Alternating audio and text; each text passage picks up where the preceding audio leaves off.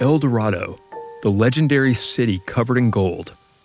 Doesn't seem like a place that could really exist, but then neither did tepuis.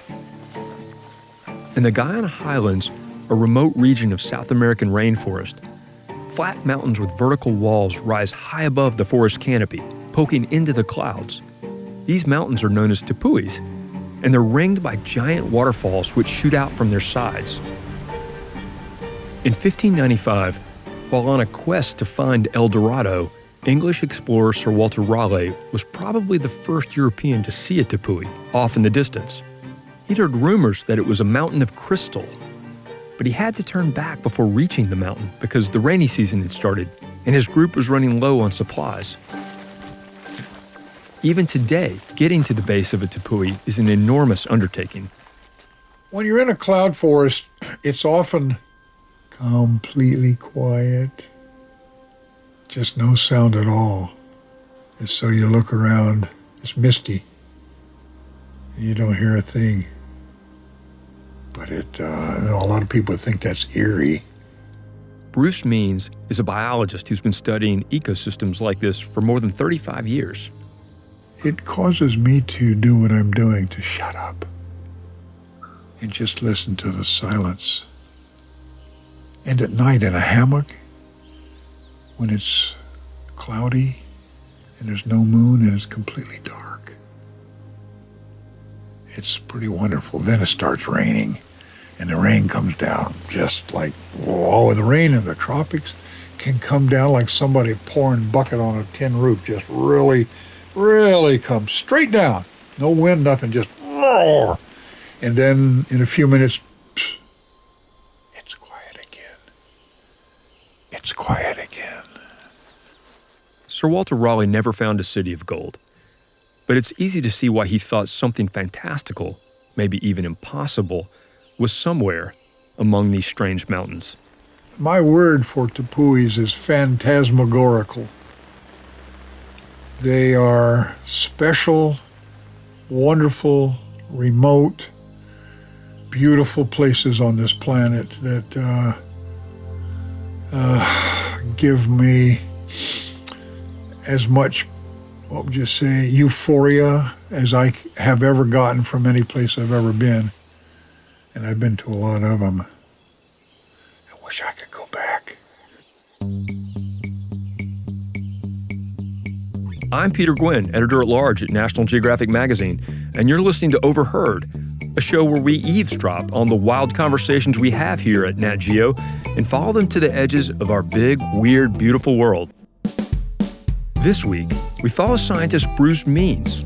He was traveling to the tepuis on a quest for his own kind of El Dorado, undiscovered species of frogs that would reveal a new chapter of life in the rainforest.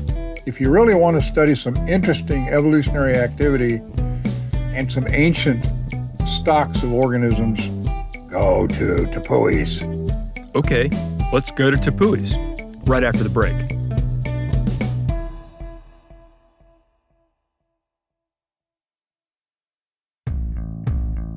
Bruce Means is the type of researcher who needs to be out in the wilderness to do his work.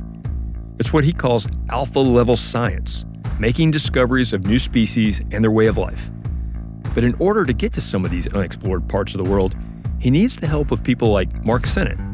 I am climber, adventurer, sailor, writer, storyteller. Mark Sennett is an all-star in the mountaineering world. He's been on climbing expeditions all over the planet, from Pakistan to the Arctic Circle. But before any of that, in the late 80s, he saw an article about tepuis in National Geographic. And I read that article and I photocopied it. I paid $1 per page to get color copies. The article had a lot to say about the history and biology of tepuis. But what I saw, at least initially, was the pictures of these incredible quartzite cliffs. My mission in life at that point was to try to find and climb and pioneer first ascents and all the biggest, best cliffs in the world. And so I put tepuis on the list. Tepuis are tabletop mesas that, over millions of years, eroded out of an ancient plateau of rock where today the borders of Venezuela, Guyana, and Brazil meet. And they are sticking up out of the jungle like islands poking out of a foggy ocean. Tepuis are sometimes called sky islands because of their strange appearance, but they are also like islands in another important way. Their sheer rock walls isolate the environment on the top from the jungle hundreds, sometimes thousands, of feet down below.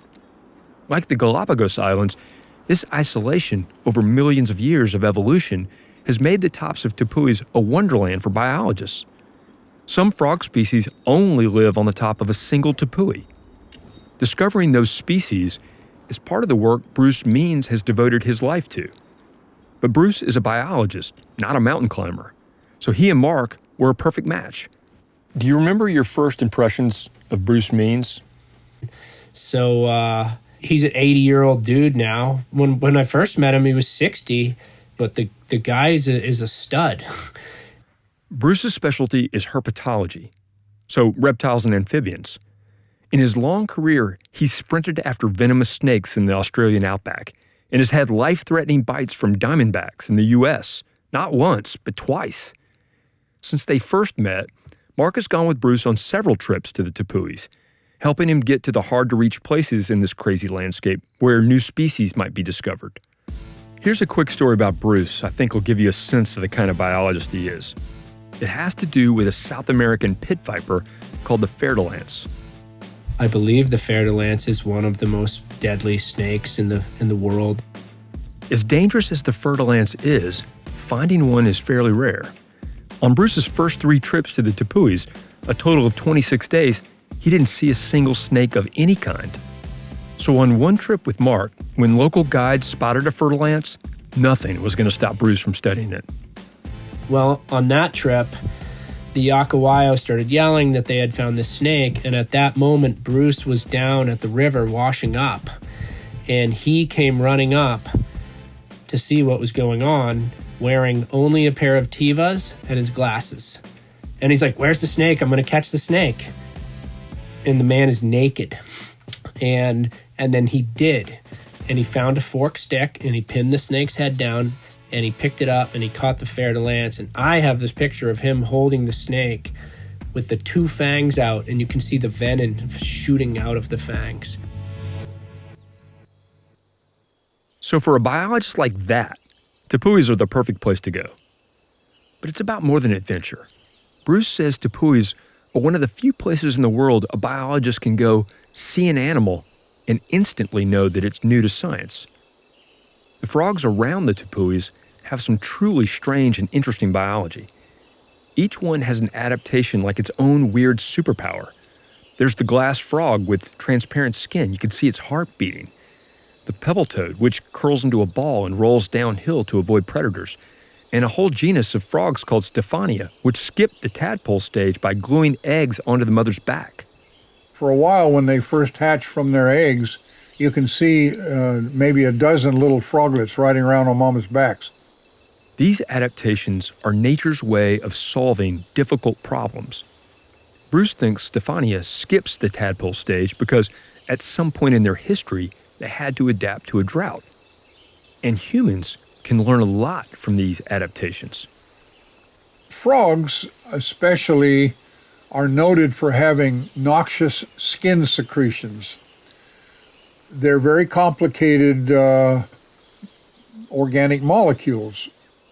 In a way, rainforests are like giant pharmaceutical laboratories.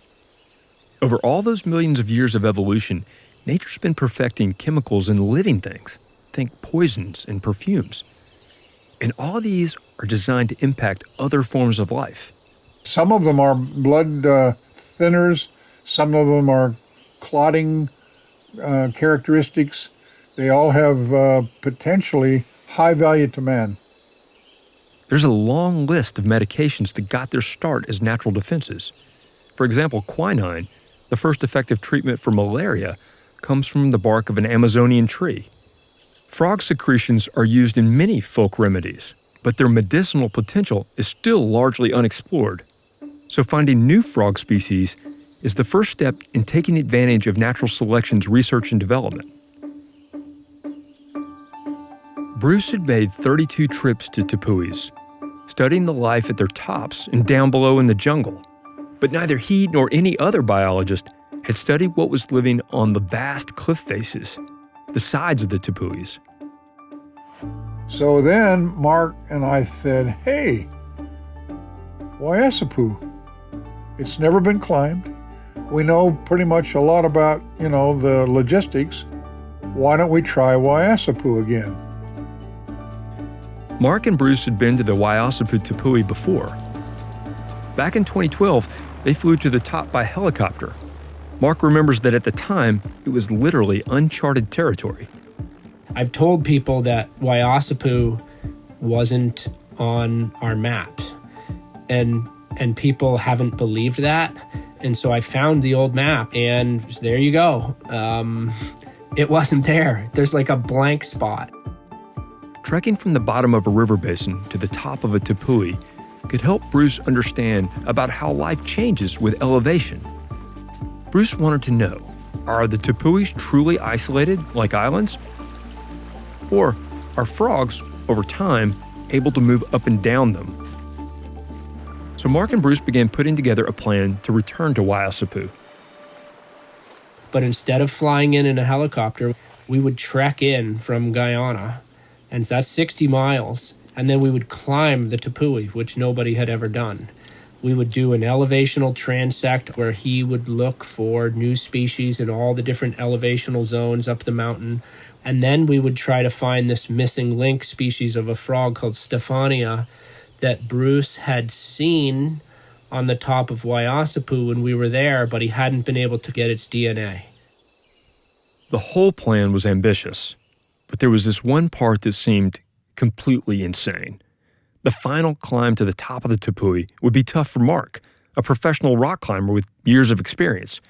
But Bruce had almost no climbing experience and would turn 80 years old during the trip. How do you get an 80-year-old biologist to the top of a tepui? We eventually came up with this idea where we were going to put Bruce into a portaledge, and we were going to haul the portaledge up. It almost sounds like a window washer kind of setup, the way big buildings have their window washers kind of move up and down the face. That was the idea. And so I kind of had this picture where he's like, laying on his little platform, and we're hauling him up through the sky, and Bruce is reaching out and like, oh, look, a cool little frog in this crack, and oh, look at this little plant, and that kind of stuff. And of course, that was kind of a fantasy. Yeah, there was no way Mark could do all this by himself. And so I just said to myself, I'm going to recruit a couple of ringers, and I'm just going to make it a done deal. So no matter what, we're getting up the cliff. The first person I called was Alex Honnold. Alex Honnold is one of the most famous rock climbers on the planet. You might remember him as the star of Free Solo, a documentary about his ascent of Yosemite's El Capitan, where he didn't use ropes. Yeah, nuts. Anyway, Mark and Alex are old friends. There is no one on Earth who is better getting a rope to go up a cliff than Alex Honnold. The thing is that Alex had never climbed a tepui before, and so I also wanted to have a real tepui specialist, but it turns out there's a Venezuelan guy named Federico Pisani, and his nickname is Fuco. And Fuco is the world's most experienced tepui climber. I've been exploring the tepuis for many years, 20 plus years, but this was crazy. The thing that made this climb so crazy, even for a seasoned veteran like Fuco, was that just getting to the base of the mountain would take days of hacking through wilderness. And on top of all that, they would also be filming a National Geographic documentary. So they had to bring along an entire film crew. Helping them carry all their equipment and just survive was a group of guys from an indigenous group called the Akawayo. We did a long day of traveling through the river with these curiaras, or these boats made out of, how are they called, dugout canoes, made out of one tree. After a day on the river, the expedition spent 10 days traveling on foot. At first, they followed established hunting trails and then veered off, hacking through pristine jungle. We were opening trail in very thick jungle. The Akuwayas were the masters of the jungle, and they were using all their skills to open the trail and in a really short time. Even with the help of the Akawayo, the trek was incredibly difficult. There was no escape from the relentless weather conditions. We were supposed to be there during the dry season, and it rained pretty much all day, every day. So I would hate to see what the rainy season is like. You're just soaked. When it rains all the time and you have a ground that's covered in vegetation and the earth is super rich, guess what you get? Mud. So we called it Mud World. So at the end of the day, your legs are covered in mud, if you're lucky, just up to the knee. Like completely and utterly covered in mud. And then after an exhausting day of slogging through Mud World, just getting into his hammock was a challenge. And I looked over, and there was this Akawayo guy next to me in his hammock, and he took these 2 wooden stakes and he drove them into the ground right next to his hammock, and then he took his boots and he put them upside down on top of the sticks. So I was like, that's it. That's brilliant. That's what I'm going to do. So I put 2 sticks in. I didn't realize that I shoved one of the sticks into a termite nest. And so, I mean, we're talking thousands of termites went into my boot that night, and they liked it, and they stayed in my boot. And so the next morning, I pulled the boot off the stick, and I'm just thinking, oh, my boot's on a stick. Like, I'm all set. And so I just shoved my foot in. I didn't check it. And I just shoved my foot into thousands of termites. Rain, mud, termites. The jungle seeped and crawled into every part of their clothing and gear. And the further they got into the wilderness, the more wild it became. Imagine what the world was like before there were human beings. So the final valley leading up to Weiassipu, according to the Akawayo, was a place where no one had ever been. Ever. No person, no human being, only animals. Mark and the team finally reached the tepui right after the break. Along the trail, the group stopped frequently to collect specimens, especially frogs. Foucault, an amateur biologist, learned some of the basics of frog catching from Bruce. You know, South America is famous for its poisonous frogs. And you guys were out there looking for frogs. Were you concerned at all about, like, picking up the wrong kind of frog, or a frog that might somehow have venom that would be dangerous to you? Oh, well, I thought it was dangerous to me until I saw Bruce licking the frogs to test if they were poisonous or not. Wait a minute, he's licking the frogs? So every frog I capture, I smell it and I lick it. What do those toxins do for the frog? They cause aversive, repulsive sort of reactions to the mammals and birds and other organisms that eat them. I'm a mammal, so I'm going to respond exactly like their predators would respond if I taste their skin secretions. Bruce was definitely in his element. But his 80-year-old body was having a hard time keeping up with the trailblazing. Canoeing for miles, hiking up and down the jungle, slogging through mud, and trying to keep his footing was exhausting. I didn't realize how challenging the trek was going to be for Bruce. He didn't train, and his plan was that he was going to toughen up along the way, which, you know, hypothetically could work, but not if you're 79. If you're 79 and you go out and you just beat the crap out of yourself, you're not stronger the next day. You're whooped. About a week into the trip, Mark and the climbing team left Bruce at a camp to scout the path ahead to Weiassipu. As they got closer to the tepui's base, the ground became a minefield of loose boulders and dead, rotting trees. Everybody started to wonder if it was a good idea to stick to the plan to take Bruce to the top. I was going to put everybody else at risk. And it didn't take much to convince me that, yes, for the good of the expedition and the ultimate results I was looking for, there was no problem for me to agree not to continue beyond where I stopped. From then on, it was up to the small team of climbers to complete the expedition and search for the frogs that would help complete Bruce's research. The last time Bruce was on the top of Weiassipu, a decade earlier, he caught a glimpse of what he thought was a new species of Stephania, the frog that raises its babies on its back. Catching a specimen of that frog would give Bruce valuable genetic information that could help reveal whether frogs are truly isolated or if they're able to move up and down tepuis. Foucault radioed down to Bruce and promised to try to find the frog. Okay, Bruce, I'm going to do my best to try to find the lucky Stephania. Fantastic, Foucault. I know if anybody can do it, it'll be you. Finally, after 10 days, the climbing team made it to the base of Weiassipu and began their ascent. You know, the thing about the tepuis is it's not entry-level climbing.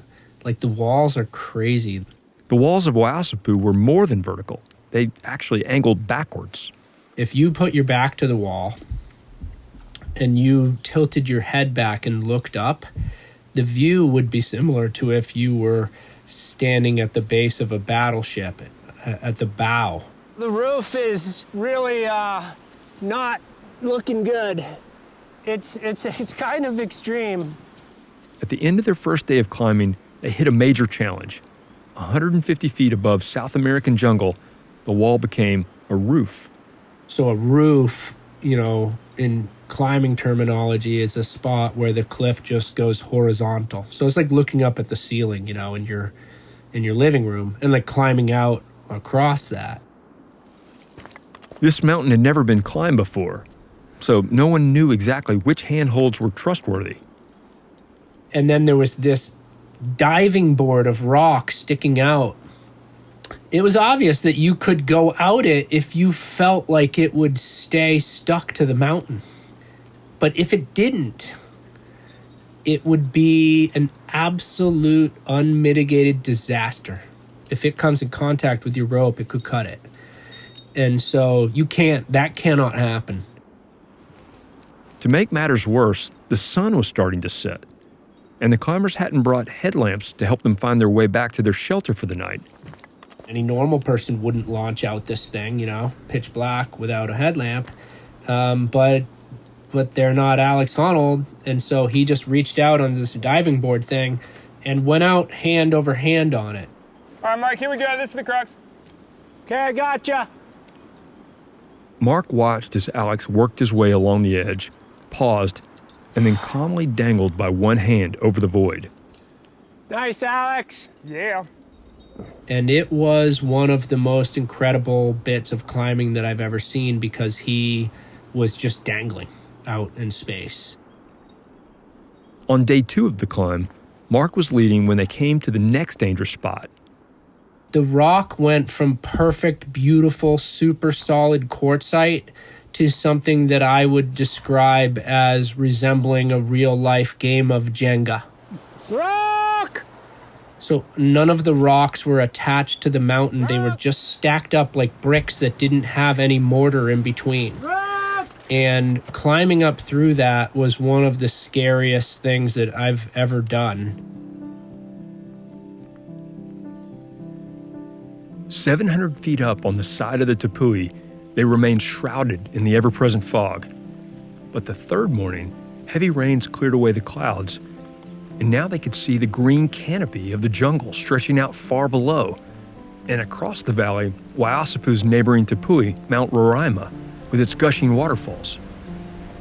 It had rained so much that all the waterfalls were just pumping off the cliff and out from inside of the cliffs. And it was rainbow, rainbow, rainbow, rainbow, rainbow. Every single one. I mean, a dozen waterfalls the size of the Empire State Building, crashing into these incredible plunge pools at the base of the cliff, and the spray is this halo of rainbow. I think that was the most spectacular thing that I have ever seen in my entire life. They finally made it to the top of Weiassipu and found themselves in the midst of the alien world of the top of the tepui. A lot of the horizontal surfaces are covered with bogs. When you stand on the land and you bounce up and down again a bit, and the whole land all around you is like jiggling. So the whole thing is like this weird jelly surface on the top of the rock with bizarre plants. There was sort of a little bit of forest with these bizarre little stunted, like Dr. Seussian trees. The clouds and the rain returned, and soon they were shivering. Mark says they were borderline hypothermic, but they kept pushing through the heavy vegetation, searching for the Stephania frog in the rain. Since most frogs are nocturnal, night was the best time to search. Mark and Foucault could hear frogs all around them, but stumbling around at the top of a cliff in the dark is awfully dangerous. I could hear the chirp of this frog, which I don't know, may have been the Stephania, and it was on this tree, and it was sticking out over the cliff, and it was right there. It was like 10 feet away, and there was no way to get to it. After a full day and night of searching on top of the tepui, they only collected a centipede and a cricket before they ran out of supplies. And then it was time to head back down to meet Bruce and the rest of the team. How did Bruce react when you guys got back and told him you couldn't find the Stephania? Well, we were really apprehensive about telling Bruce that we had come up empty-handed, but I just noticed right off the bat that he didn't really seem that upset. While the climbers had been up on the tepui, Bruce wasn't just sitting around down in the jungle. He'd set up a field station and worked with the Akawaya to collect any living creatures they could find. He led Mark and Foucault over to a little table where there was a brown rubbery frog in a metal tray. He held it up for us to look at, and I realized immediately that it looked exactly like this picture that he had drawn of the frog that he wanted us to find on Weiassipu. And this huge grin broke out on his face, and he was like, yeah, it's a new species of Stephania. It wasn't the Stephania they were looking for, but this frog's DNA will bring biologists one step closer to completing the puzzle of their evolutionary history. And it's not just Stephania. So far, Bruce thinks they've identified at least 2 other new species of frog, plus a lizard and a snake. Today, most tepuis remain wild and pristine, but they might not stay that way for long. It's not exactly El Dorado, but it turns out the area actually is rich in gold and diamonds, and mining operations have started eating away at this wilderness. Bruce hopes that by showing how much biological treasure is in the tepuis, much of it still unknown, he and others can convince people to find ways to protect this area. In the meantime, Bruce is already thinking about when and how he might be able to go back. We kind of build this as Bruce's swan song, but just so everybody knows, he doesn't like that. And he's already telling me, just so you know, like, this doesn't really have to be the last one. Each trip is his swan song. I mean, now he's 80, so, I mean, maybe it really is, but just so you know, like, he's not done. Just watching Bruce walk through the jungle, you can see why he would want to go back. You begin to see the rainforest through his eyes. Unfortunately, this is probably my last trip involving, jungle hiking. I like to walk along. Every soaring branch and rotting log is a microcosmos of biology that you could study for a lifetime. He looks like a librarian in a room full of books that he might not have time to read. This is as pristine as it gets. Only our feet have been here that I'm aware of. It's wild and remote and beautiful as can be. I just want to be quiet and love it. Let it sink in.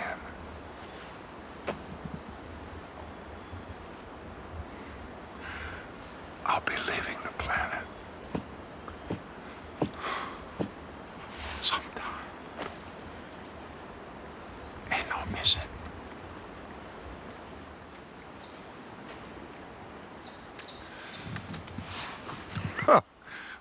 Well,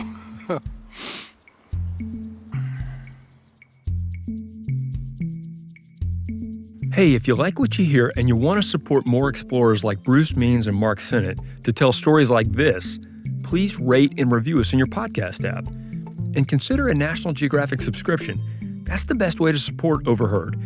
Go to natgeo.com/explore to subscribe. And to learn more about the expedition to the top of Weiassipu, check out Mark Sennett's feature story in the April issue of National Geographic magazine. We've included a link to the story in our show notes.